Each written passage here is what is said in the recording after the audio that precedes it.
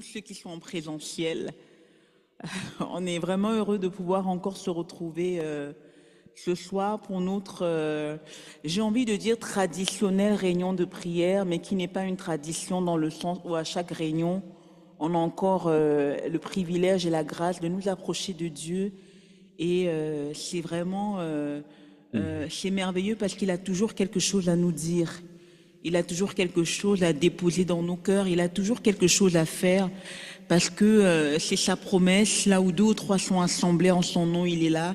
Et la présence de Dieu est une présence merveilleuse. C'est une présence qui nous bénit certainement. Peut-être pas dans le domaine pour lequel on s'attendait, mais assurément, Dieu nous bénit. Donc, on va passer encore un temps béni dans sa présence. On va prendre quelques chants et puis on va partager la parole. Vous savez que ce soir, on est dans ces temps d'enseignement biblique avancé avec l'idée d'aller encore plus loin dans la parole de Dieu. Avant de prendre les chants, je voudrais qu'on puisse partager ensemble un psaume. C'est le psaume 24. Donc, si vous pouvez le prendre à la maison, vous pouvez ouvrir votre Bible, regarder le téléphone, je ne sais pas, mais on peut le prendre ensemble, le psaume 24. Je vais le lire, c'est un psaume de David, qui m'a parlé. J'avais vraiment envie de le prendre avec vous ce soir. Le psaume dit: à l'Éternel la terre et ce qu'elle renferme, le monde et ceux qui l'habitent, car il a fondé sur les mers et affermi sur les fleuves. Qui pourra monter à la montagne de l'Éternel? Qui s'élèvera jusqu'à son lieu saint? Celui qui a les mains innocentes et le cœur pur, celui qui ne livre pas son âme au mensonge et qui ne jure pas pour tromper. Il obtiendra la bénédiction de l'Éternel, la miséricorde du Dieu de son salut. Voilà le partage de la génération qu'il invoque, de ceux qui cherchent la face de Jacob. Et puis là, il y a une pause, mais j'aimerais le relire. Voilà le partage de la génération qu'il invoque. Et je veux croire que ce soir, on fait partie de cette génération qu'il invoque. Portes, élevez vos linteaux, élevez vos portes éternelles, que le roi de gloire fasse son entrée. Qui est ce roi de gloire? L'Éternel fort et puissant, l'Éternel puissant dans les combats. Portes, élevez vos linteaux, élevez les portes éternelles, que le roi de gloire fasse son entrée. Qui donc est ce roi de gloire? L'Éternel des armées, voilà le roi de gloire. Amen. Et les chants qu'on va prendre, vraiment, c'est des chants qui parlent de la royauté de notre Seigneur, de sa royauté, et on veut l'accueillir encore comme le roi.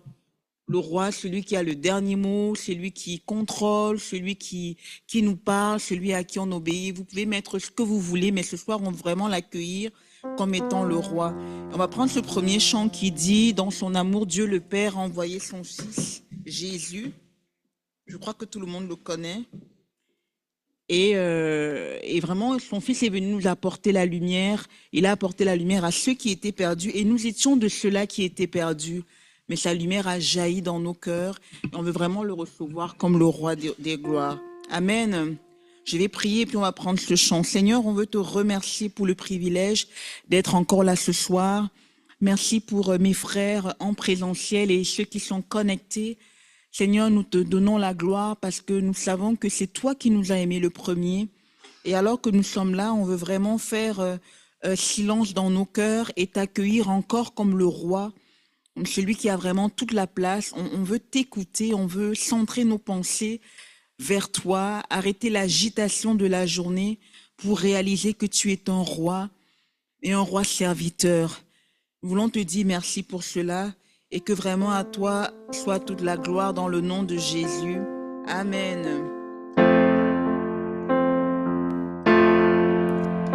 Dans son amour, Dieu le Père envoya son Fils Jésus pour accorder la lumière à tous ceux qui sont perdus. Il descendit sur la terre, mais les hommes l'ont rejeté. Ils l'ont cloué au calvaire, mais Christ est ressuscité. On reprend dans son amour.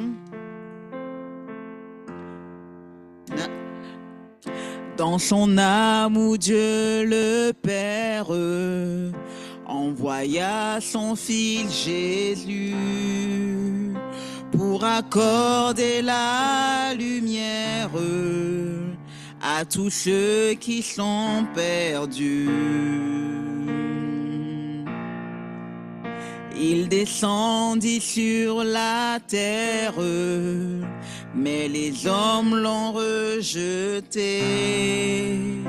Ils l'ont cloué au calvaire, mais Christ est ressuscité. Christ est roi, Christ est roi, Christ est roi des rois. Christ est roi, Christ est roi, Christ est roi des rois. Les croyants de tous les âges portent son nom sur leur cœur. Dans l'épreuve, ils gardent courage, car leur Dieu est un sauveur. Ils vont par toute la terre annoncer le Fils béni, fier de porter leur bannière sur laquelle il est écrit: Christ est roi, Christ est roi, Christ est roi des rois. Christ est roi, Christ est roi, Christ est roi des rois. Un jour les chrétiens du monde seront rassemblés par lui. Ils sortiront de leur tombe, car en lui ils ont la vie. Ils formeront un royaume, la terre sera leur pays. Leur hymne sera un psaume à la gloire du Messie. Christ est roi, Christ est roi, Christ est roi des rois. Christ est roi, Christ est roi, Christ est roi des rois. Amen. Est-ce que des voix peuvent s'élever pour remercier le Seigneur d'être un roi et un roi serviteur?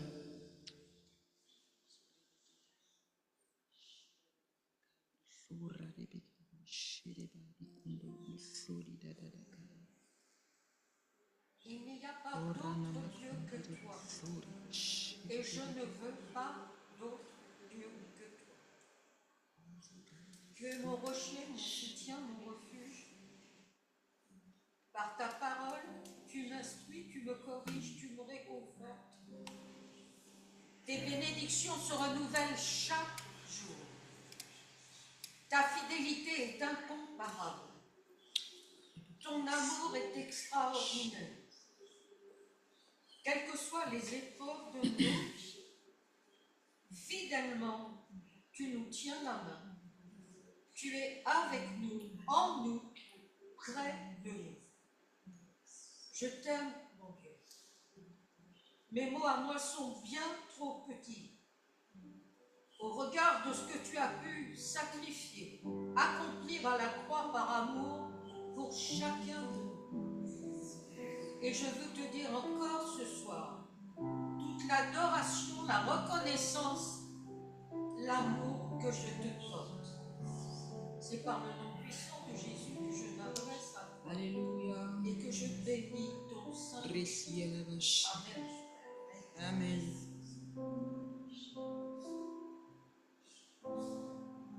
Merci Seigneur pour ces instants que tu viens de nous accorder encore ce soir. Merci parce que nous voulons nous présenter à toi tel que nous sommes. Nous croyons que tu es Dieu, nous croyons qu'il n'y a qu'un seul, que c'est toi, le seul Dieu. Celui qui ce soir nous adorons, celui qui ce soir nous honorons encore.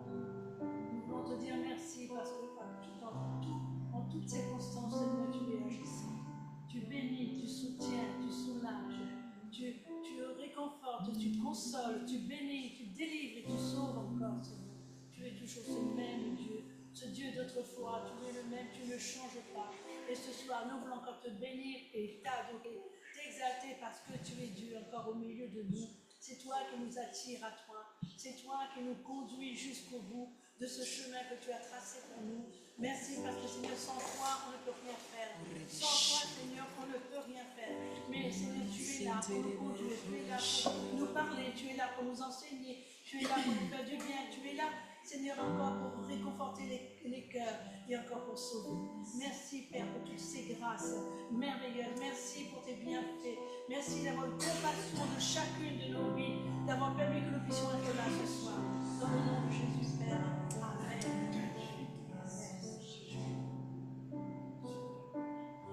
Merci Seigneur de ta grâce et de ton amour. Pardon Seigneur, vous demandez pardon. Encore une fois, tu vois Seigneur, je me suis dépensé à tout grand Seigneur. Tu m'as donné moi, je Seigneur Dieu tout-puissant et éternel. Régénère-moi encore une fois Seigneur, comme tu l'as fait tant. Mon Dieu, que je sois plus sage à l'avenir, Seigneur. Oh Seigneur Dieu tout-puissant. Ce soir, nous sommes assemblés de ton Saint-Regard. La prière si importante dans notre vie, dans la vie de l'Église, dans la vie de la prière, mon Dieu. Les anciens avaient cette chose merveilleuse en eux, la prière, mon Dieu. Il n'y avait pas d'internet, il n'y avait rien. Et pourtant, c'était la prière qui faisait des miracles. Oh, l'intercession, mon Dieu. Oh, oui, Seigneur. Mon Dieu, notre Père, ce soir encore, tu nous conduis dans cet amour d'être unis tous ensemble, mon Dieu, notre Père, à l'écoute de ta parole, Seigneur. Puisses-tu nous fortifier, que nous puissions garder en nous tout ce qu'il y a de meilleur, tout ce qu'il y a de bon. Mais dans ta parole, tout est bon, Seigneur. Amen. Tout est merveilleux. Oui, Seigneur, mon Dieu, notre Père. Cette communion, elle est merveilleuse aussi, Seigneur. Que soyez plus que jamais. La fraternité plus que jamais. Que l'amour soit au-dessus de tout, Seigneur, mon Dieu, notre Père. Au nom de Jésus, je vous remercie. Amen. Amen, amen, amen. Merci Jésus. Oh oui, Seigneur, mon Dieu, notre Père. Tous ceux qui sont dans ta main, qui sont dans l'épreuve, c'est vrai, Seigneur, ne les oublie pas. Ils sont dans la souffrance, dans la maladie. Mon Dieu, mon Seigneur, sur Internet et tout, Seigneur, mon Dieu, sans raison, tu les bénis aussi, Seigneur, mon Dieu. Merci au nom de Jésus-Christ. Amen, amen, amen. Est-ce que quelqu'un sur Zoom veut ouvrir son micro et se joindre à nous dans la prière?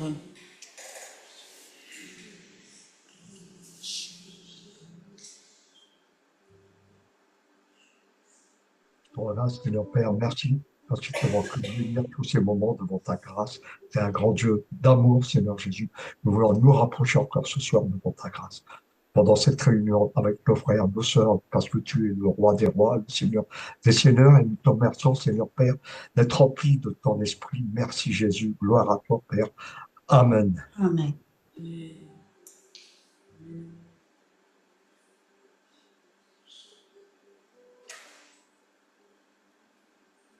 Merci Seigneur pour ta présence au milieu de nous. Je vais te prier d'ouvrir nos cœurs à l'écoute de ta parole. Merci de faire ce que toi seul es capable de faire. Merci pour l'autorité de ta parole en ce moment. Viens encore nous parler de manière précise et de manière particulière. Ouvre les yeux de nos cœurs afin que nous puissions encore saisir les richesses de ta parole et laisse que le Saint-Esprit accompagne cette parole dans les profondeurs de tout notre être. Sois béni pour la suite de ces moments et qu'à toi seul revienne toute la gloire. Amen. Amen.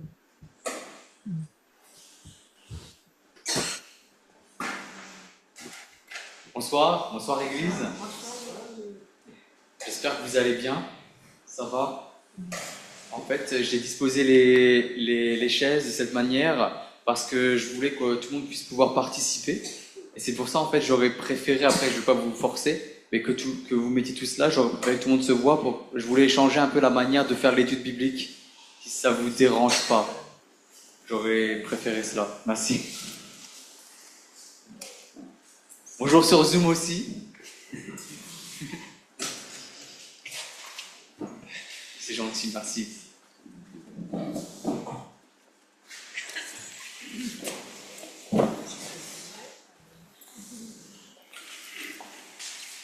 Super, j'espère que vous avez vos Bibles. C'est pas grave si vous les avez pas. Si vous les avez, sortez-les. Comme ça, on va pouvoir relire ensemble et étudier ensemble. En fait, je voulais renforcer ce côté collaboration entre nous pour qu'on puisse réfléchir ensemble sur la parole de Dieu. Donc, je rappelle que nous travaillons depuis le mois dernier sur 1 Corinthiens, la première lettre aux Corinthiens, écrite par l'apôtre Paul. Et je vous fais un petit rappel de ce qu'on avait vu la dernière fois. On avait parlé de l'apostolat de Paul, son ministère d'apôtre. On avait vu son cœur.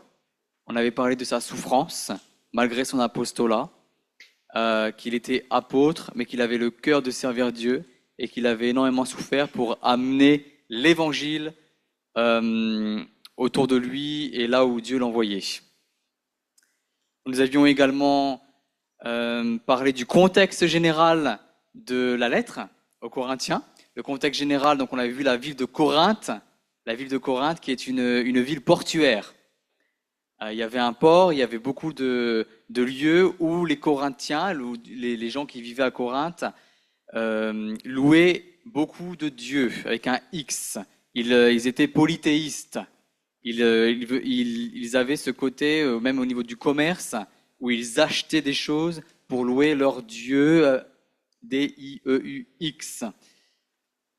Et donc, ça a été totalement un changement lorsque l'église de Corinthe a été implantée par l'apôtre Paul et puis son équipe, puisque là, c'était pour louer ce Dieu inconnu, le Dieu hébreu, Jésus-Christ en fait, et pour pouvoir propager ce qu'il a fait sur la croix, sa mort et sa résurrection autour de lui et au fur et à mesure aux nations. Donc ça, c'est le contexte général de la lettre aux Corinthiens, pour revenir sur la ville de Corinthe.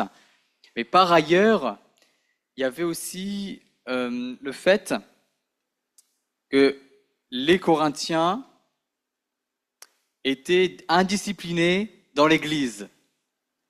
Et de ce fait, l'apôtre Paul devait constamment corriger les Corinthiens.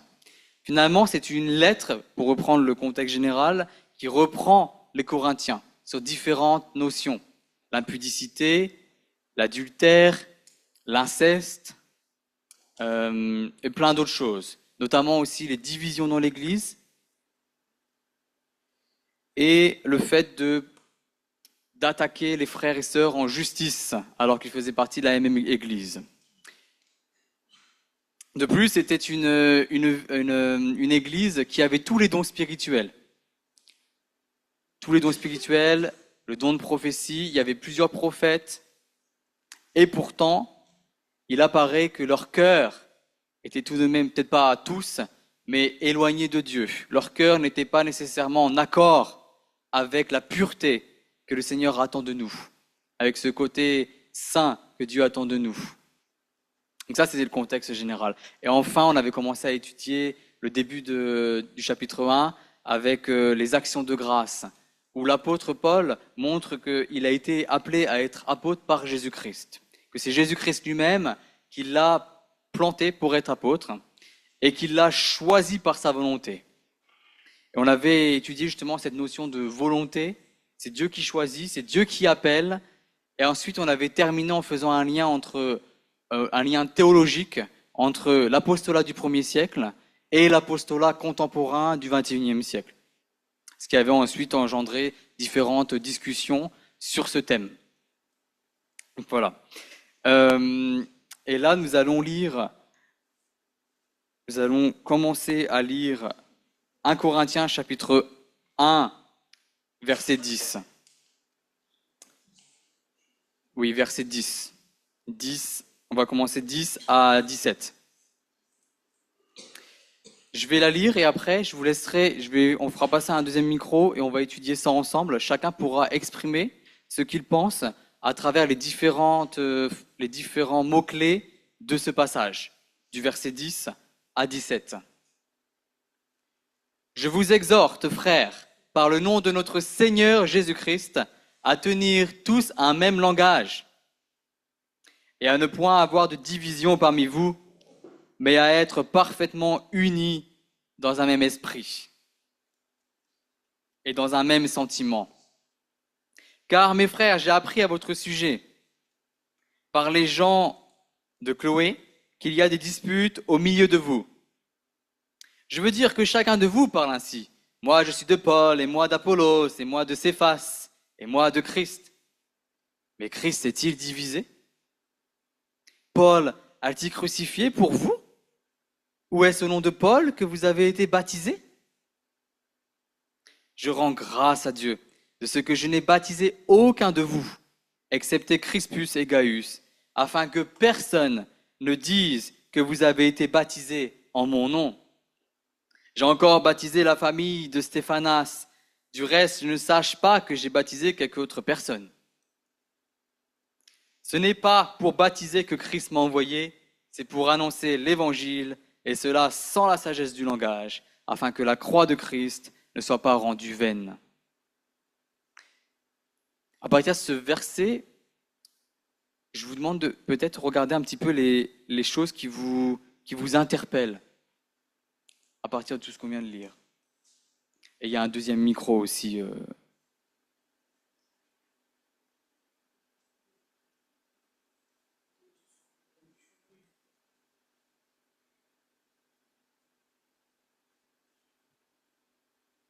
Oui. Comment? Oui.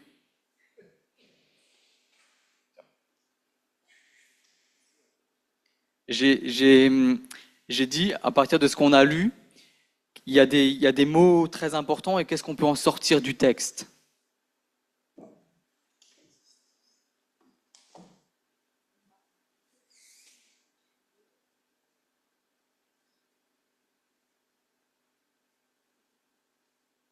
Vas-y. Ah, tu fais le tour, ok, d'accord. Personne? Si? Ah, il y a Nicole.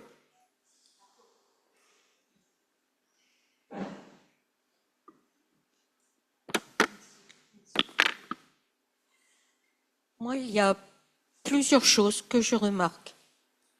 D'abord, le rejet fondamental de la division, l'importance de l'unité dans le langage, être unis dans le même esprit et les mêmes sentiments. Et il rappelle la puissance de la croix pour ceux qui sont en Jésus. Et ça m'interpelle beaucoup. Oui, oui. Donc il est très important que l'Église, parce qu'en fait on peut en sortir ça comme enseignement pour nous ce soir, c'est que l'Église ne doit pas être divisée. Elle doit rester constamment dans l'union. Et elle doit se baser par-dessus tout sur Jésus-Christ et pas sur des hommes.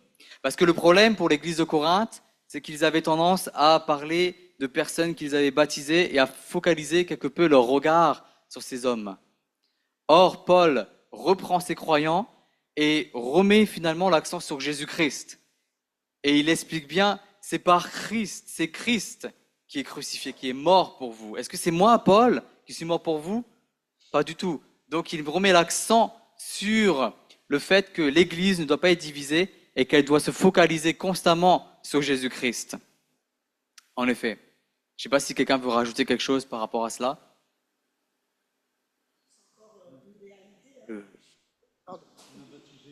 Je pense que ce qui était mentionné ici, c'est aussi une réalité aujourd'hui dans les églises et c'est quelque chose sur laquelle on doit faire attention. C'est-à-dire que l'Église doit veiller au regard de ce qui est écrit là, à ne pas tomber dans les mêmes travers, on va dire ça comme ça. Vraiment, c'est un enseignement pour nous. Oui. Donc ne pas tomber dans la division, dans le jugement, dans la division, et se focaliser sur Jésus. C'est les 2 points, on va dire, principaux qu'on va retenir, se focaliser sur Jésus et surtout pas sur des êtres humains. C'est ça que ça nous invite. Et c'est le même enseignement pour nous aujourd'hui. Je ne sais pas si sur Zoom, vous vouliez dire quelque chose sur ce qu'on vient de dire. Non? Ok. Alors continuons. Parce que on voit finalement à la fin de ces versets que l'apôtre Paul parle de sagesse. Et il va y avoir toute une argumentation, parce que lorsqu'on parle d'une lettre, on parle aussi d'argumentation. Et dans cette sagesse, il y a différents types de sagesse. Et c'est ce que nous allons voir au fur et à mesure des versets. Car la prédication de la croix est une folie pour ceux qui périssent. Mais pour nous qui sommes sauvés, elle est une puissance de Dieu. Aussi est-il écrit, je détruirai la sagesse des sages et j'anéantirai l'intelligence des intelligents. Mais où est le sage? Où est le scribe? Où est le disputeur de ce siècle? Dieu n'a-t-il pas convaincu de folie la sagesse du monde? Car puisque le monde, avec sa sagesse, n'a point connu Dieu dans la sagesse de Dieu, il a plu à Dieu de sauver les croyants par la folie de la prédication. Les Juifs demandent des miracles et les Grecs cherchent la sagesse. Nous prêchons Christ crucifié. Scandale pour les Juifs et folie pour les païens. Mais puissance de Dieu et sagesse de Dieu pour ceux qui sont appelés tant Juifs que Grecs, car la folie de Dieu est plus sage que les hommes et la faiblesse de Dieu est plus forte que les hommes. Et là, on peut se poser une question auquel je vais vous demander si vous voulez bien me répondre, c'est finalement quelles sont les différentes sagesses dont l'apôtre Paul parle dans ces versets, les différentes définitions de sagesse. Donc là, on était au verset 18 à 25, toujours chapitre 1 de 1 Corinthiens. 1 Corinthiens, ouais. La question, c'est quels sont les deux différents types de sagesse dont il est question dans le verset, dans le passage. Ferait disparaître la sagesse des sages, comme il le dit l'apôtre Paul. Est-ce que tu peux répéter, s'il te plaît? Parce que comme... L'intelligence des intelligents. Oui, est-ce que vous pouvez... Pour le micro, oui. Il est venu pour ça. Du reste, il est écrit, je ferai disparaître la sagesse des sages et j'anéantirai l'intelligence des intelligents. Oui. Auparavant, l'apôtre n'était pas venu, je rappelle qu'il n'était pas venu pour baptiser. Je n'ai baptisé que personne d'autre. Du fait pour... Je ne suis pas venu pour... non, excusez-moi. Du fait, ce n'est pas pour baptiser que Christ m'a envoyé. C'est pour annoncer l'évangile, et cela sans recourir à la sagesse du langage, afin que la croix de Christ ne soit pas vidée de sa force. Voilà. Le message de la croix est une folie pour ceux qui périssent, mais pour nous qui sommes sauvés, elle est la puissance de Dieu. Et du coup, quels sont les deux types de sagesse dans tout ce que vous avez lu?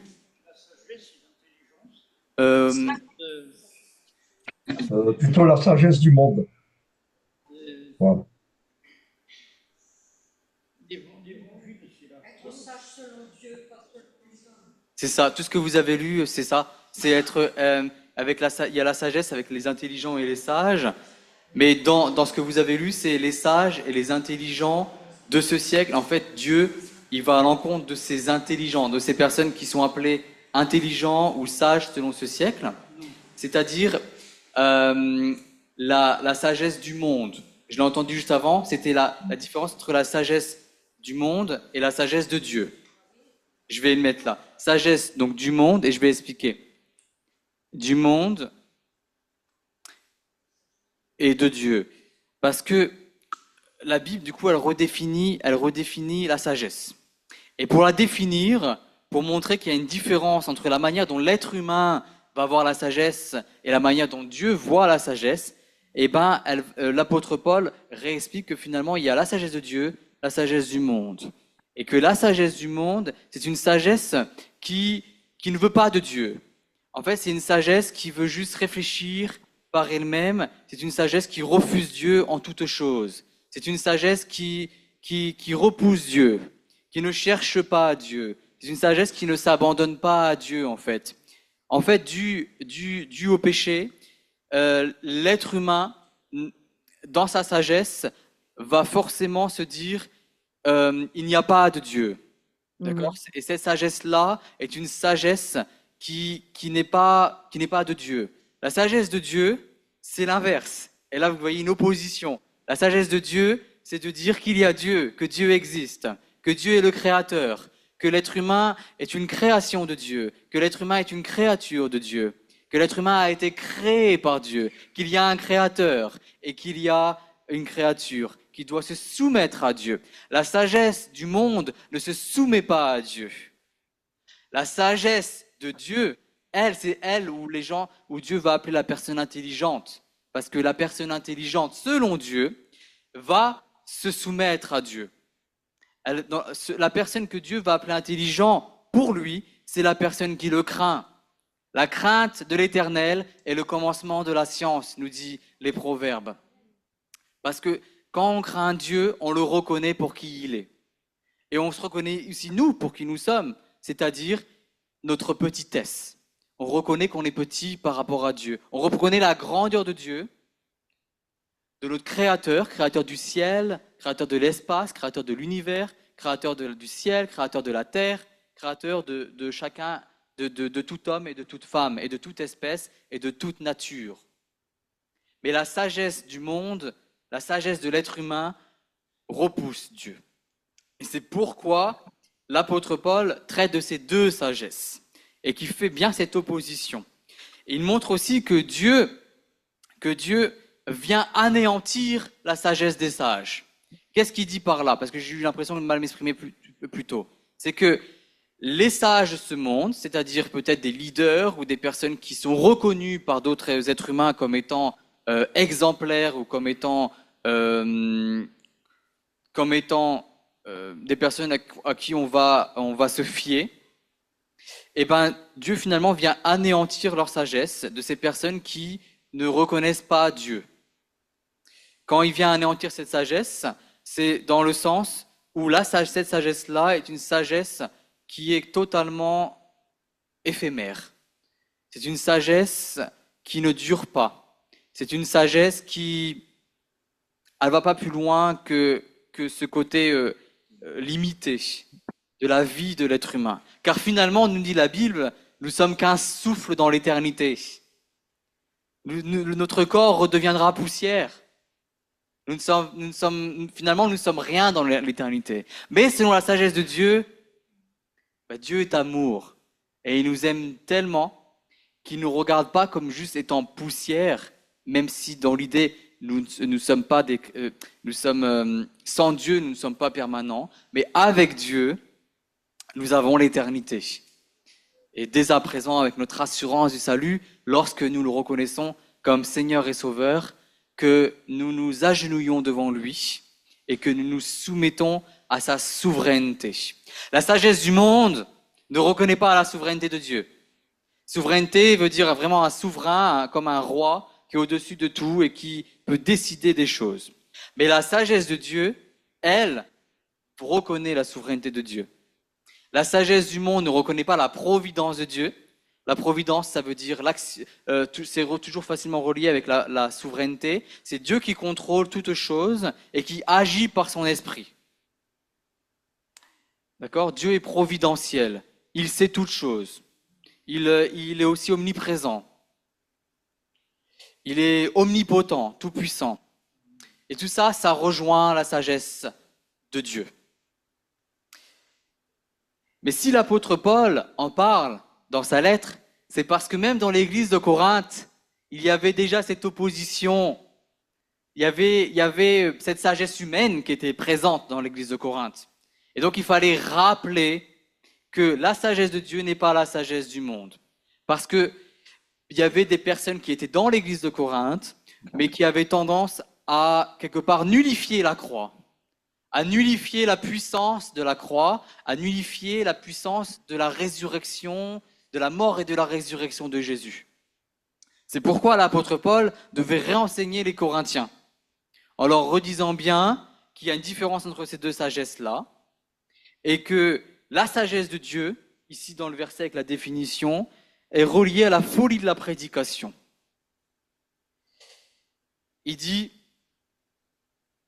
« Car puisque le monde avec sa sagesse n'a point connu Dieu dans la sagesse de Dieu, il a plu à Dieu de sauver les croyants par la folie de la prédication. » Et là, nous avons finalement cette compréhension de ce qu'est la prédication. La prédication pour Dieu, c'est celle qui va amener la sagesse de Dieu, qui va amener cette sagesse de Dieu qui va à l'encontre de la sagesse des hommes qui ne se soumet pas à Dieu. La prédication de la croix, c'est dire que Jésus est Dieu. C'est dire que Jésus, qui était pourtant totalement homme, eh ben, il était aussi totalement Dieu. Il était 100% homme, il était 100% Dieu. Il avait une chair, il était fait de chair, de sang, d'os, mais il avait l'Esprit de Dieu. Il était Dieu, il était l'Esprit de Dieu dans son corps et il appartenait à Dieu aussi, Dieu le Père. Et ça, là, c'est la folie de la prédication pour le monde. Parce que lorsqu'on prêche ces choses-là, la chair humaine, l'intelligence humaine de base va vouloir contredire cette foi-là. La foi que nous prêchons, la foi qui est prêchée par l'Évangile.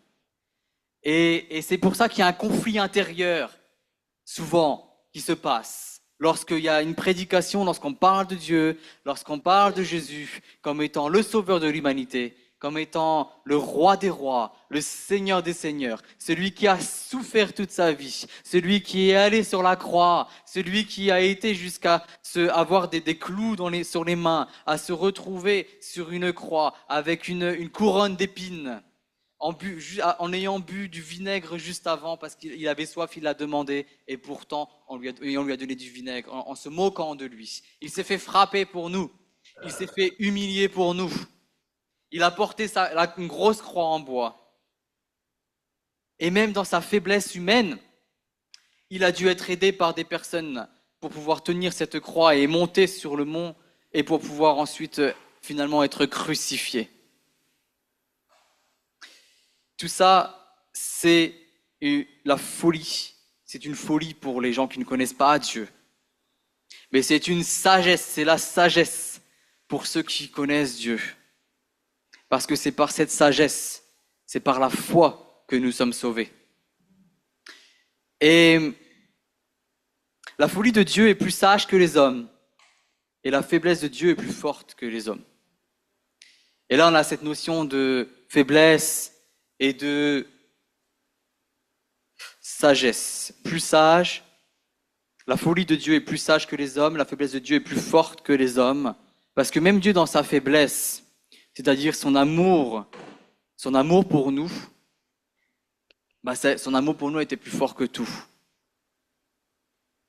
C'est en ce sens-là qu'on peut parler de faiblesse. Lorsqu'on parle de faiblesse de Dieu, c'est son amour, l'amour qu'il a pour nous. C'est un amour c'est un amour inconditionnel. Il n'y a pas de condition pour Dieu pour nous aimer. Il nous aime de tout son cœur. Et c'est pourquoi il est venu nous guérir, nous sauver. et il nous appelle au salut.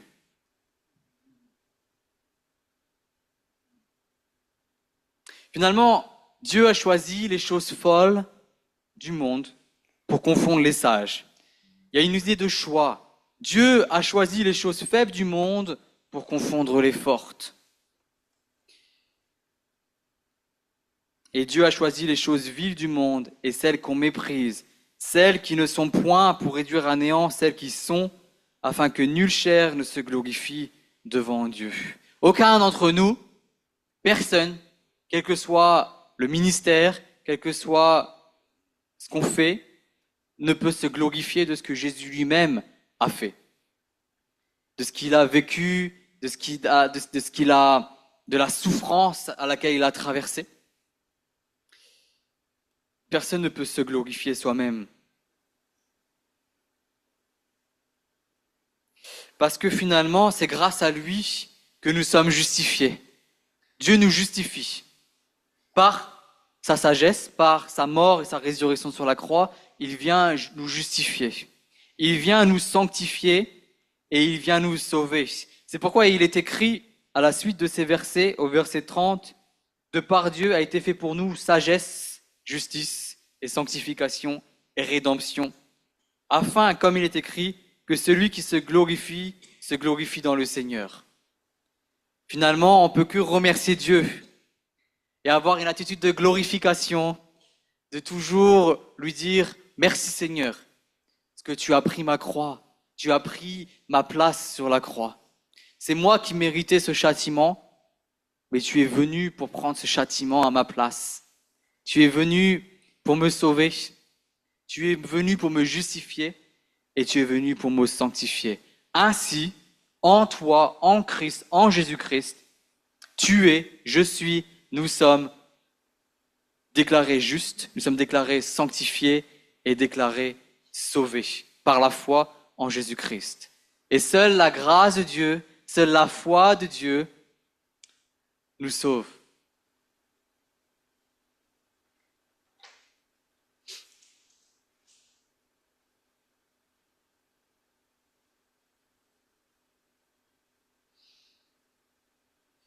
Lisons le verset 3 du chapitre 2. Ce serait plutôt chapitre 2, 3 à 5. Moi-même, j'étais auprès de vous, dans un état de faiblesse. Là, c'est l'apôtre Paul qui parle. Il parle de lui-même. De crainte, de grands tremblements. Et ma parole et ma prédication ne reposaient pas sur les discours persuasifs de la sagesse, mais sur une démonstration d'esprit et de puissance. Afin que votre foi fût fondée non sur la sagesse des hommes, mais sur la puissance de Dieu. Paul est toujours dans son argumentation. Il est toujours dans cette opposition entre sagesse humaine, sagesse du monde, et puis la sagesse de Dieu. Et dans cette argumentation où il est en train toujours d'opposer ces deux termes, il montre que c'est pas par la sagesse des hommes que nous venons pour prêcher. Il montre que c'est par la sagesse de Dieu, que c'est par une démonstration d'esprit et de puissance. Il venait prêcher par la foi, il venait prêcher la foi malgré la faiblesse dans laquelle il était, lui, lorsqu'il est venu à ce moment-là. Il le dit, j'étais dans un état de faiblesse, de crainte et de grand tremblement. Mais Dieu l'a tenu et Dieu lui permettait de prêcher. Et je vois que, donc, rappelons on parle de l'apôtre Paul, donc il était là pour construire, pour édifier les croyants, pour construire l'Église. Il y avait une forme d'évangélisation derrière, de mission. Et finalement, on voit aussi son état d'homme, en fait. C'est pas parce qu'il était apôtre qu'il n'avait pas de crainte. C'est pas parce qu'il était apôtre qu'il n'avait pas de faiblesse, de tremblement. Mais il est venu, il s'est reposé sur Dieu. Ce qui veut dire aussi par là, c'est que la sagesse, il est venu par la sagesse de Dieu pour prêcher. Il n'est pas venu à travers la sagesse de l'homme pour prêcher.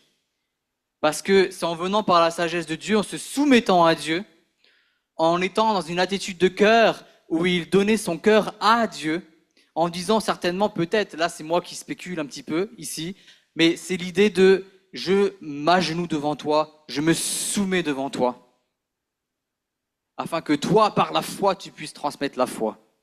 Afin que toi, Seigneur, par la sagesse, tu puisses transmettre ta sagesse. Et que ce soit pas juste ma sagesse humaine qui vienne transformer les cœurs des croyants, mais que ce soit ta sagesse à toi, Seigneur Dieu, Seigneur Jésus, qui vienne pouvoir transformer par la foi, par ta sagesse, chacun et chacune qui m'écoute. Et ainsi, on peut parler de démonstration d'esprit et de puissance. Et de plus, rappelons que l'apôtre Paul vivait des miracles aussi visibles autour de lui, si on fait un lien avec les actes. Pardon ? Tout à fait. Nous aussi, c'est la puissance de Dieu.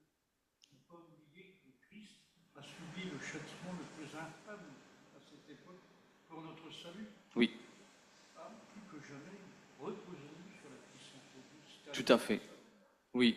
Il vient juste d'être dit que c'est, je retranscris un petit peu avec mes mots parce que je n'arriverai pas à redire les mots, mais que c'est vraiment par la puissance de Dieu que chacun d'entre nous, finalement, nous nous reposons sur Dieu. C'est bien cela ? Et pas sur notre propre sagesse. Et finalement, cette sagesse, en même temps, l'apôtre Paul nous montre qu'elle est aussi mystérieuse.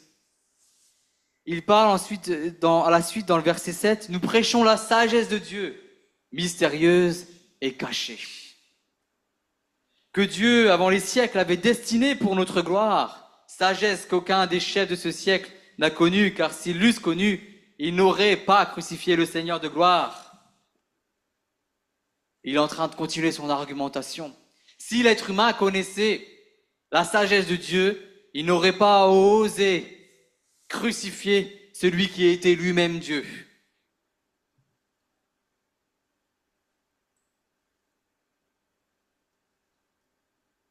Il est aussi mis en avant la notion de préparation, la notion où Dieu avait préparé les choses d'avance. Et c'est là aussi où il y a le caractère mystérieux, le caractère caché de la sagesse de Dieu. Parce qu'il avait déjà prévu toutes choses. Parce qu'il sait toutes choses. On parle ici, on parle aussi de la notion de préscience, dans le sens qu'il sait toutes choses. Il est aussi important lorsqu'on continue de voir le verset 10 et 11 et 12. Parce que ici, ça va fortement nous parler. Et je vous demande d'écouter très profondément ce que je vais dire. Voici ce qui est écrit. Dieu nous les a, au verset 10, toujours chapitre 2. Dieu nous les a révélés par l'Esprit. Révélés par l'Esprit. Car l'Esprit sonde tout. L'Esprit sonde tout. Même les profondeurs de Dieu. Lequel des hommes, en effet, connaît les choses de l'homme, si ce n'est l'esprit de l'homme qui est en lui? De même, personne ne connaît les choses de Dieu, si ce n'est l'esprit de Dieu. Or, nous n'avons pas reçu l'esprit du monde, mais l'esprit qui vient de Dieu, afin que nous connaissions les choses que Dieu nous a données par sa grâce. Et là, il parle aux Corinthiens. Il est en train de leur dire, Dieu peut vous révéler des choses. Dieu, qui sait toutes choses, et il parle juste avant des choses mystérieuses, des choses cachées, peut vous révéler des choses cachées et des choses mystérieuses. Dieu n'a pas changé, il est toujours le même aujourd'hui, et il fait la même chose pour chacun d'entre nous.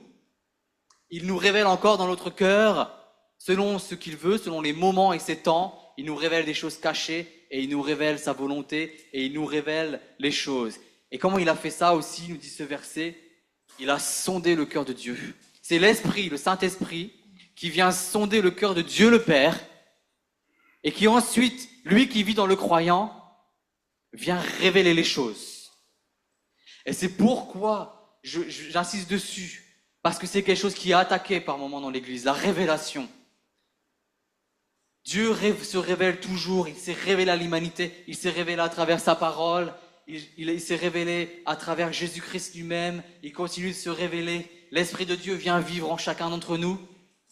Lorsqu'on l'accepte, lorsqu'on a fait de lui notre Seigneur et Sauveur, on parle de nouvelle naissance aussi, où Dieu vient, il se met dans le croyant et dans le cœur, quelque chose qu'on ne voit pas, mais qui est pourtant présent, puisque nous avons tous des émotions et des sentiments. Eh bien, Dieu continue de se révéler à nous et continue de nous parler. D'où le fait que beaucoup d'entre nous, parce que tout chrétien peut prophétiser, ça veut dire que tout chrétien peut entendre Dieu et ensuite produire ce que Dieu lui dit, ou marcher dans la prophétie, ou marcher dans la révélation de ce que Dieu lui a dit. Et ça, c'est hyper important parce que ça avait été volé par le diable à certains moments, dans différentes églises, différents endroits. Et c'est même là, je me base totalement sur la Bible. Car Dieu nous les a révélés par l'Esprit, car l'Esprit sonde tout, même les profondeurs de Dieu.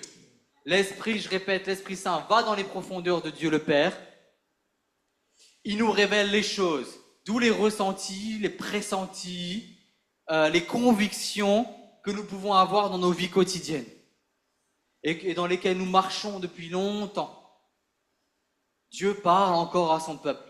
Et il te parle encore, il me parle encore, il nous parle encore. J'insiste fortement dessus, je le sais, mais c'est parce que la sagesse humaine vient comme détruire la foi et la sagesse de Dieu qui vit en nous à travers le Saint-Esprit pour nous empêcher de pouvoir entendre Dieu, de pouvoir avoir au moins le cœur de s'asseoir et de dire Dieu, je suis à toi, parle-moi, je veux comprendre plus.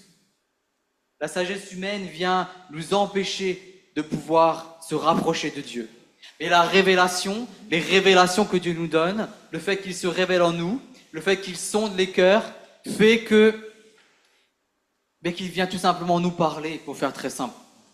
Et qu'après nous marchons dans notre vie et nous pouvons comprendre ce que Dieu nous dit, marcher sur les ressentis, c'est-à-dire à partir de ressentis, on vient analyser un petit peu les choses et on avance dans les circonstances avec beaucoup d'humilité dans la manière de marcher dans les circonstances et où après on peut voir comment mettre en place les révélations, les choses que Dieu nous a révélées.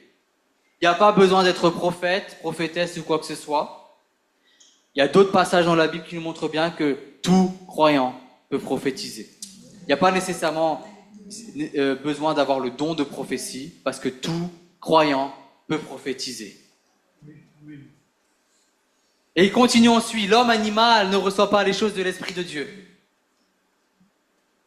L'homme animal ne reçoit pas les choses de l'Esprit de Dieu, car elles sont une folie pour lui et il ne peut les connaître parce que c'est spirituellement qu'on en juge. Et là, on a encore cette opposition entre l'homme animal, c'est-à-dire celui qui est toujours dans sa sagesse humaine, qui veut plutôt contrôler les choses par ses propres forces, en opposition avec les choses de l'Esprit de Dieu, qui lui nous mène à nous soumettre à sa volonté, à nous soumettre à qui il est, à son identité de Dieu.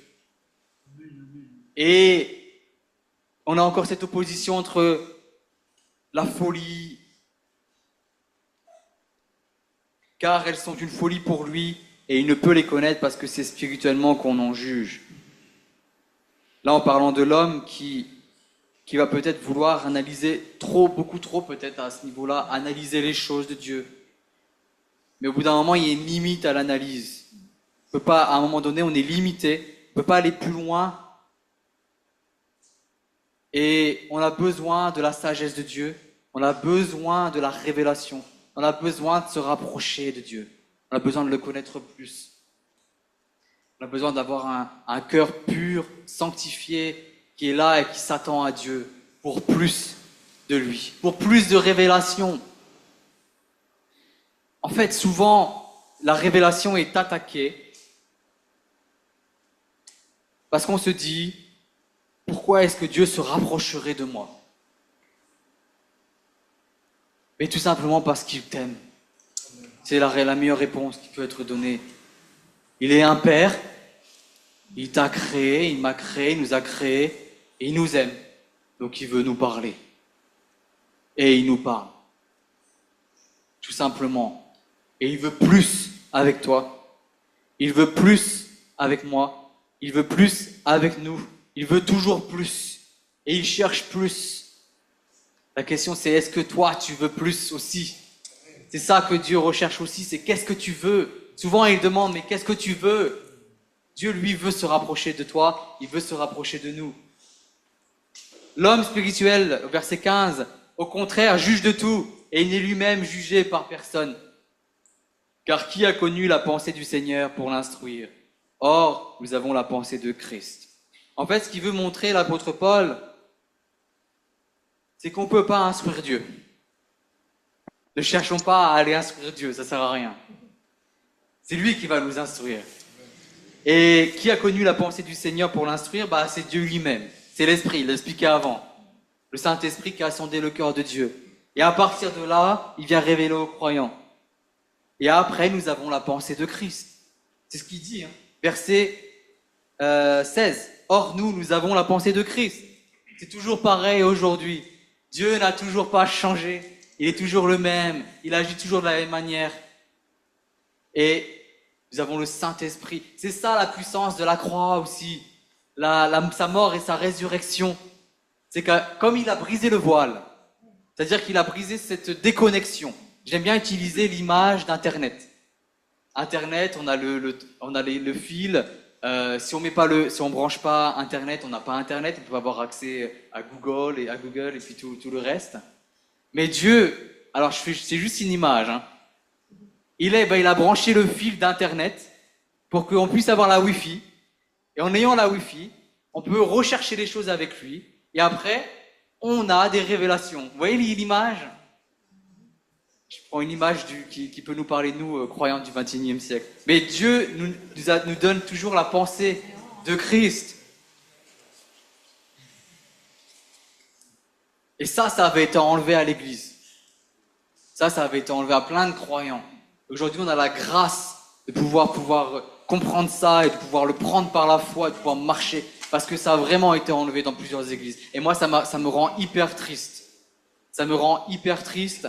Parce que sans Dieu, on peut pas avancer. On a toujours finalement un voile qui est là, et puis on marche, et puis on a des nœuds dans nos destinées, on a des portes qui sont fermées, il peut y avoir des portes démoniaques qui puissent être ouvertes, et on les voit pas, on voit plus rien, parce que on se rapproche pas du Saint-Esprit.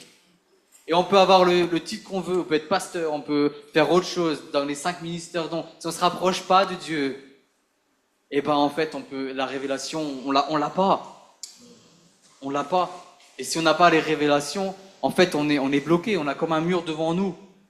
On croit qu'on avance, mais on n'avance pas.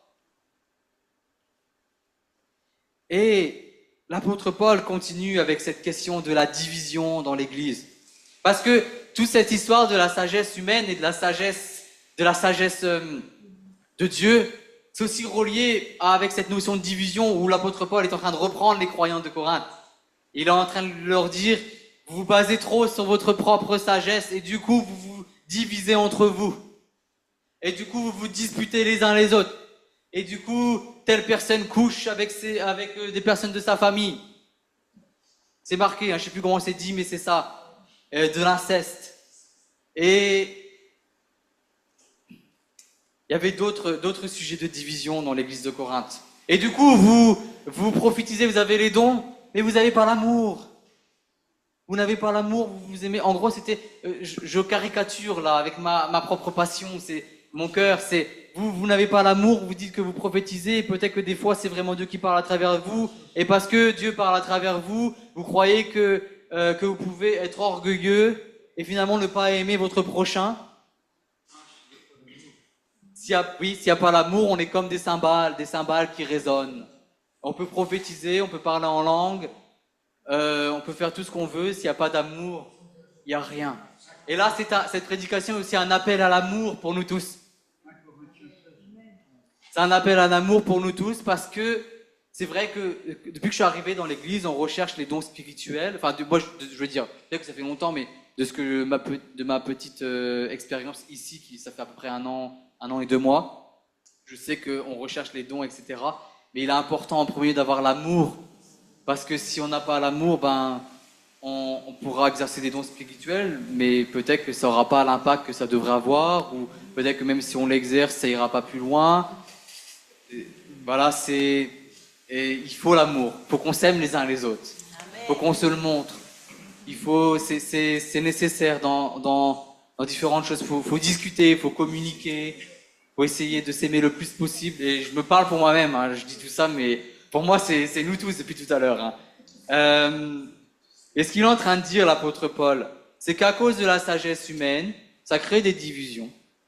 Parce qu'on ne se repose pas sur l'amour, on ne se repose pas sur la sagesse de Dieu. Et donc, ça vient créer des discordes dans l'église de Corinthe. Et donc, il a dû écrire la lettre aux Corinthiens pour reprendre l'église de Corinthe qu'il avait lui-même implantée. Et l'exégèse, c'est-à-dire ce qu'on peut en retenir du verset et en reprendre dedans, c'est vraiment d'être des hommes spirituels, des hommes et des femmes spirituels. Par là, on l'entend dans le contexte, par hommes et femmes spirituels, dans le contexte de ce passage, c'est des personnes qui ne sont pas charnelles ou dans l'impudicité, des personnes qui ne sont pas dans la discorde, dans la division, mais qui sont plutôt dans l'amour, dans la recherche de l'unité, dans la recherche d'unité. Et il les reprend très, très fortement là-dessus. Dans la recherche du bien des autres aussi. Pardon ? Dans la recherche du bien des autres aussi. Je peux faire part, ouais, pour le zoom. Et c'est aussi dans la recherche du bien des autres aussi. Ouais, dans la recherche du bien des autres, tout à fait. Qu'on se recherche on recherche le bien-être pour autrui, pour les uns, pour chacun d'entre nous. Et il y a une autre, pardon ? Tout à fait. L'amour ferme toutes les portes aux divisions.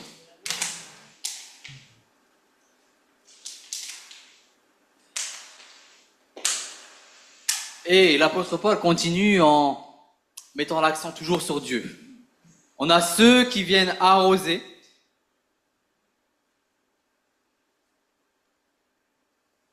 Et on a Dieu qui fait croître. On a ceux qui viennent planter. On a ceux qui viennent arroser. Mais il y a Dieu qui fait croître. Ici, il dit, j'ai planté, Apollos a arrosé. Quelque part, il a planté l'église. Apollos, qui était enseignant, a enseigné. Ils étaient reliés ensemble. Ah oui, on avait vu, je ne sais plus si je l'avais dit la dernière fois, mais l'apôtre Paul n'était pas tout seul quand il a planté. Il avait une équipe avec lui dans l'implantation. Ils étaient à plusieurs. Il était certainement le leader, on va dire, principal, mais derrière, il y avait d'autres personnes qui étaient là pour l'aider. Et ça peut être d'ailleurs une clé pour ceux qui veulent peut-être un jour implanter une église, de faire pareil que Paul, de s'entourer d'autres personnes et de ne pas y aller tout seul. Et donc Dieu fait croître. Et celui qui plante et qui arrose, les deux personnes sont finalement égaux. Il n'y a pas à se voir supérieur à un autre, sinon c'est de l'orgueil. Et après c'est Dieu qui, selon le travail des personnes, va donner la récompense. Parce qu'après, nous sommes ouvriers avec Dieu. Et l'apôtre Paul dit, vous êtes le champ de Dieu et l'édifice de Dieu. Et quand Dieu nous mène encore aujourd'hui, nous tous, à planter, à semer dans le royaume de Dieu, eh ben, nous sommes aussi le champ de Dieu et l'édifice de Dieu. Il nous voit de la même manière.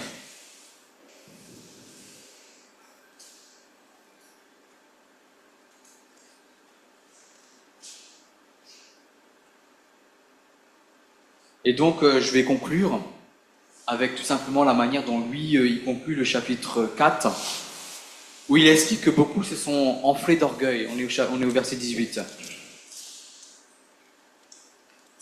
Et il explique que le royaume de Dieu ne consiste pas en paroles, mais en puissance. Il explique que voulez-vous ? Que j'aille vers vous, que j'aille chez vous avec une verge, ou avec amour et dans un esprit de douceur ? Il les reprend en fait, hein. C'est ça qu'il faut garder de la lettre aux Corinthiens, c'est qu'il est en train de reprendre, d'enseigner. Et ce qu'on peut retenir, c'est que la sagesse de Dieu est au-dessus de la sagesse des hommes. Et que même si on peut réfléchir par nous-mêmes dans notre libre arbitre. On ne doit pas faire de notre sagesse quelque chose de parallèle à Dieu, de parallèle à la sagesse de Dieu, ou au-dessus de la sagesse de Dieu. Parce que la sagesse de l'être humain va facilement se considérer comme supérieure à Dieu, à la sagesse de Dieu. Et l'invitation ce soir, l'invitation que je fais, c'est vraiment de rester dans cet amour, d'unité, de chercher toujours plus sur la sagesse de Dieu, surtout garder les révélations que Dieu vous donne, écrivez-les, notez-les, sentez vos ressentis, notez vos ressentis dans un cahier, je sais pas, qu'importe la manière dont on s'y prend, on peut tous faire les choses de différentes manières, mais ce qui me vient à l'esprit là, c'est que même le prophète, il y avait des prophètes donc là je parle des prophètes de l'Ancien Testament, ils avaient une bonne gestion de leur prophétie. Et je crois que ce sont des bons exemples pour nous croyants qui pouvons tous prophétiser, et de pouvoir bien gérer ce qu'on reçoit, ce qu'on a, sans avoir peur de se tromper, de les noter et d'analyser au fur et à mesure ce qu'on reçoit, avec toute humilité, et de voir ensuite comment ça se met en place dans les circonstances. Et toujours basé sur l'amour envers le prochain, basé sur l'amour envers nous-mêmes, et l'amour envers Dieu et la sagesse de Dieu. Et je veux terminer en nous invitant ici ce soir à prier. Prions pour garder la sagesse de Dieu, que ce soit vraiment une révélation pour ceux peut-être qui n'ont pas une profondeur de cette révélation, de cette connaissance qui vient du Logos, qui vient de la Bible elle-même, d'avoir cette sagesse de Dieu, de considérer que nous sommes soumis à Dieu, inférieurs à Dieu dans notre petitesse, et que lui, il est grand, et de remercier Dieu pour sa sagesse infinie, sa sagesse qui ne trompe personne, sa sagesse qui nous guide et qui nous protège. Prions pour justement, en remerciant Dieu, en ayant ce cœur de gratitude envers Dieu concernant cette sagesse que Dieu nous a manifestée à travers Jésus-Christ, qu'il a manifestée à travers sa parole, qu'il manifeste encore aujourd'hui dans nos cœurs à travers les révélations, puisque Dieu sonde encore, et l'Esprit Saint sonde encore le cœur de Dieu, les profondeurs de Dieu, pour nous révéler à nous aujourd'hui des choses cachées et mystérieuses. Que Dieu vous bénisse, merci de m'avoir écouté, merci d'avoir participé aussi, et prions. Merci Seigneur pour ta sagesse illimitée. Je prie Seigneur que tu te déverses encore sur ton peuple et que les mensonges peut-être en lien avec ce qui a été prêché ce soir tombent encore. Je crois que beaucoup sont déjà tombés, mais gardons-le par la foi, que tu te révèles encore à nous. Que ta parole est elle-même la première des révélations. Et qu'à travers ta parole, qui est la première parole de prophétie, la première parole irréfutable, la Bible est la parole de Dieu, elle est irréfutable et elle est la première parole de prophétie. Toute révélation que tu nous donnes, Seigneur, doit être basée sur ta parole, doit être basée sur tes principes, doit être basée sur tes valeurs, tes commandements. Et je te remercie, Seigneur. Merci, Seigneur, de t'être révélé à nous à travers ta sagesse et de nous aider, Seigneur, à ne pas rester avec cette sagesse humaine qui vient comme essayer de contrecarrer ta sagesse à toi ou te repousser dans nos pensées, te repousser dans nos cœurs, mais que seule ta sagesse, Seigneur, prenne le dessus dans nos cœurs, prenne le dessus dans nos destinées, prenne le dessus dans nos vies. Seigneur Jésus, que ta volonté soit faite pour chacun d'entre nous comme elle est faite dans le ciel. Que ton nom soit exalté, Seigneur, ce soir. Que ton nom soit glorifié, élevé, Seigneur Jésus. Que ta volonté soit faite. Merci, Seigneur. pour ta sagesse infinie, Seigneur Jésus. Amen.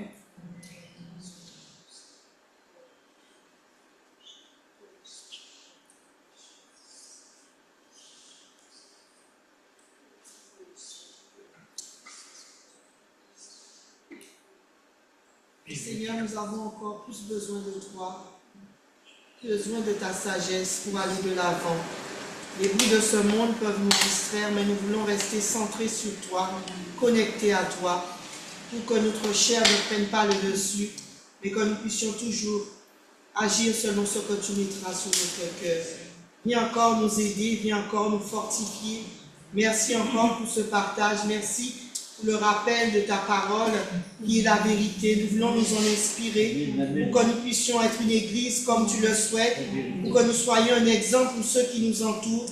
Nous voulons sortir, aller au dehors pour parler de toi, mais nous ne voulons pas le faire avec la sagesse humaine, mais avec la sagesse qui vient de toi. Viens nous bénir et nous garder encore. Merci pour tout ce qui nous a été encore partagé. Que ta lumière brille dans nos cœurs et dans nos vies. Que vraiment, Seigneur, nous puissions garder cette parole ancrée dans notre cœur et que nous puissions encore réjouir ton cœur de Père. Sois loué, sois béni encore dans le nom de Jésus. Amen. Merci Seigneur pour la sagesse, pour ta sagesse que tu désires et que tu voudrais nous accorder, Seigneur, encore cette sagesse qui est dotée de ton intelligence. Et ton intelligence surpasse toute chose, Seigneur. Merci parce que tu sais que dont vraiment nous avons besoin pour aller plus loin encore avec toi. Cette sagesse ne peut que nous apporter de très bonnes choses, Seigneur. Et nous voulons vraiment te la réclamer encore ce soir afin que tu nous la donnes et que nous puissions vraiment l'exercer, se l'approprier, mon Seigneur. Nous désirons de tout notre cœur, Seigneur, recevoir cette sagesse qui vient de toi. Cette sagesse qui vient d'en haut, Seigneur. Merci parce que tu es ce Dieu qui parle au cœur de tes enfants. Merci pour ton serviteur qui a apporté ce message ce soir. Merci parce que tu sais parfaitement le cœur de chacun d'entre nous, le besoin de chacun d'entre nous, le désir de chacun d'entre nous. Seigneur, merci parce que nous sommes là ce soir et nous avons désiré d'entendre ton enseignement de tout notre cœur. Et nous voulons nous l'approprier, nous voulons te dire merci pour tant de grâce, merci pour tant de bonté, merci pour ta fidélité au milieu de nous, tu as eu compassion de nos vies. Et encore ce soir, Seigneur, tu as compassion et tu désires encore nous accorder ce dont nous avons besoin pour aller plus loin avec toi, Seigneur. Merci, merci parce que tu nous fais grâce. Merci parce que tu connais ce besoin urgent pour chacun et chacune de nos vies, Père, dans le nom de Jésus. Amen. Amen.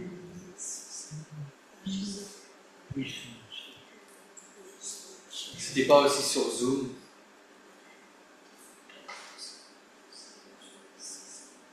Cette sagesse, Seigneur, et cette paix intérieure nécessaire à une bonne marche de notre Seigneur, de nous rappeler notre Père.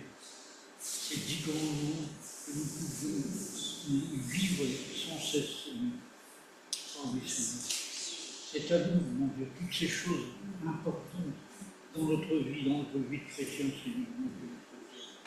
Oh oui, Seigneur. Et en premier, bien sûr, Seigneur, ta parole. Cette parole de vie nécessaire, tous les jours dans notre vie, Seigneur, mon Dieu. Cette communion, cette relation intime avec Jésus tous les jours, mon Dieu. Oh, oui, sans lui, nous sommes bien. J'ai encore dit aujourd'hui dans cette salle d'attente. Ah, mon Dieu, sans Dieu, nous sommes bien, mon Dieu. C'est vrai. Continuons d'avancer dans cette voie nécessaire. Tu es le maître, tu es le maître, tu es notre guide. Oh Seigneur, un guide rempli d'amour, de foi, d'espérance, mon Dieu, notre Père. Et un guide vers lequel nous pouvons venir dans notre enfance, nous humilier, nous repentir. Tu nous pardonnes, tu nous guéris, tu nous délivres, tu nous guéris. Mon Dieu, notre Père, oh, qui nous cède d'annoncer ton nom, de dire ta grandeur, ton amour. Mon Dieu, notre Père, tu es merveilleux.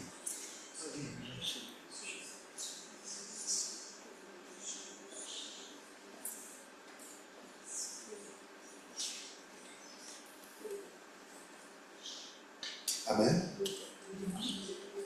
Merci à Léopold pour cet enseignement sur 1 Corinthiens 2, 3 et 4.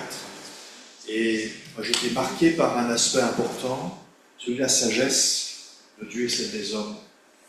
Et je crois qu'on a besoin de s'approprier, de se saisir la sagesse de Dieu pour savoir en quel temps nous sommes. Notre intelligence, nos compétences, l'école, l'instruction nous permettent d'essayer de comprendre un peu ce qui se passe autour de nous, mais les élections américaines, si vous avez suivi, sont riches d'enseignements. Je ne sais pas si vous avez suivi, il y a eu une course folle entre deux candidats, et puis des statisticiens, des pronostiqueurs qui disaient ça va être très très serré. Tout le monde pensait que ça se jouerait à quelques voix près. Et puis on se réveille le lendemain matin et une élection qui est faite avec un candidat qui sort, qui émerge grandement, et tout le monde est étonné. Qu'est-ce qui se passe? Et si je prends cet exemple, c'est juste pour illustrer que des fois, avec notre intelligence, on cherche à interpréter les choses, de dire oh là là, c'est sûr, ça va être serré, ça va jouer à quelques voix près. Et ça, c'est notre limite à nous. Est-ce qu'on peut reconnaître qu'on est limité? Bon, vous, pas moi, je ne suis pas limité. Si, peut-être encore plus que vous avez raison. Nous sommes limités juste dans notre capacité à comprendre et à interpréter les choses. Et quand Paul parle de la sagesse des hommes, qui, simplement en regardant, en écoutant, en ayant quelques connaissances, pensent pouvoir interpréter les choses, des fois, il arrive quand même qu'on vise juste. Des fois, ça arrive. Mais très souvent, d'un côté de la plaque. Qui peut me dire aujourd'hui en quel temps nous sommes? Alors, sur Internet, vous trouvez tout. De ceux qui nous disent nous sommes encore très loin du retour de Jésus parce qu'il manque encore des choses. D'autres vous disent ouh là là là là, ça brûle comme le feu dans la cheminée. D'autres vous disent on se rapproche de la fin des temps.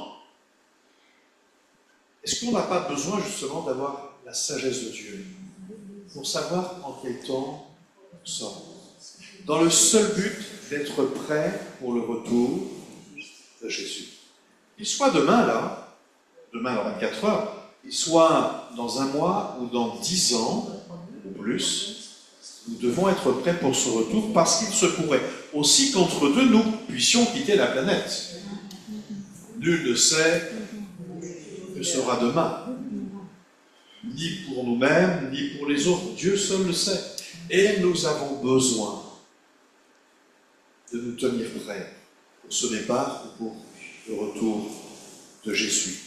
Et j'aimerais conclure par la prière maintenant, pour qu'ensemble nous tenions devant Dieu pour lui demander de nous communiquer sa sagesse afin que notre intelligence soit renouvelée, non pas avec notre connaissance, avec son Saint-Esprit, pour que notre lecture de ce qui se passe ne soit pas une interprétation humaine, mais la révélation de Dieu afin que son peuple soit prêt. Amen. C'était le cœur, j'allais dire de David, c'était le cœur de Paul, je ne sais pas pourquoi je pense à David, c'était le cœur de Paul quand il a prêché ça. C'était le cœur de Paul. Il voulait que les chrétiens soient prêts. Et nous voulons être prêts aussi. Amen. Père, merci de ne nous avoir pas laissés tout seuls sur cette terre quand tu as quitté cette planète. Quand tu es retourné auprès du Père, tu nous as laissé le Saint-Esprit, non pas comme une personne que nous pouvons utiliser de temps en temps ou consulter quand nous y pensons. Mais tu as laissé ton Saint-Esprit pour qu'il soit de manière permanente en nous, afin d'être repris, corrigé, enseigné, averti, informé, pour que nous ne soyons pas surpris, mais toujours prêts dans l'attente de ton retour. Donne-nous de chercher encore plus ton cœur. Donne-nous d'être encore davantage connectés avec toi. Donne-nous d'être renouvelés dans l'intelligence par ton Saint-Esprit, pour que nous puissions recevoir de toi ce que nous avons besoin de comprendre, de connaître et de savoir, parce que tu reviens bientôt. Te prions pour que cet enseignement de Paul nous évite aussi tous les débats inutiles, toutes les disputes qui n'ont aucun sens, toutes les tentatives du malin de nous diviser, mais que parce que nous serons connectés au Saint-Esprit, nous saurons discerner les choses et ne pas tomber dans ces pièges. Viens nous saisir par ton Saint-Esprit encore. Viens nous éclairer chaque fois que nous lisons ta parole, parce que dans ta parole, il y a tout ce dont nous avons besoin. Toute la connaissance nécessaire pour être prêt pour ton retour. Alors donne-nous de la connaître, de l'aimer, de la chérir, de la pratiquer, de la lire, de la relire, non pas seulement avec notre intelligence humaine, mais éclairée par la puissance de ton Saint-Esprit. Bénis chacun d'entre nous, Seigneur, pour que nous puissions nous encourager, nous alerter, nous mettre en garde et pour que nous puissions nous encourager les uns les autres à être prêts pour ton retour. Et si nous gardons dans ta paix ce soir, quels que soient les événements qui se passent dans ce monde, nous ne voulons pas nous laisser troubler par eux, et simplement placer notre confiance en toi en gardant nos regards sur ta personne. Merci d'encourager mes frères et mes sœurs dans leur foi, mes amis aussi. Merci de permettre au plus grand nombre de te connaître et de marcher avec toi. Et donne-nous d'être de celles et ceux qui vont permettre à d'autres de te connaître simplement en nous regardant vivre en toi. Les temps sont courts. Et puisque tu nous as donné ta sagesse, nous voulons la partager avec le plus grand nombre. Combien même elle pourrait être ou paraître une folie aux yeux des autres, nous voulons prêcher ta parole. Merci de bénir chacun dans cette fin de semaine. Merci d'encourager chacun dans sa foi. Merci de nous aider à mettre en pratique ce qui nous a été enseigné ce soir, pour que notre foi soit fortifiée. Que ta joie demeure dans nos cœurs, Seigneur. Que nos forces renouvelées nous permettent aussi d'assumer toutes nos responsabilités jusqu'à ce dimanche. Nous nous retrouverons pour célébrer ensemble la gloire de ton nom. Sois béni pour ta parole que tu nous as laissée, et qu'elle demeure dans nos cœurs au nom de Jésus. Amen. Merci Léopold, merci à chacun d'entre vous d'être venu en présentiel. Merci de nous avoir rejoints aussi sur Zoom, en distanciel. On vous souhaite à tous une très très bonne fin de semaine.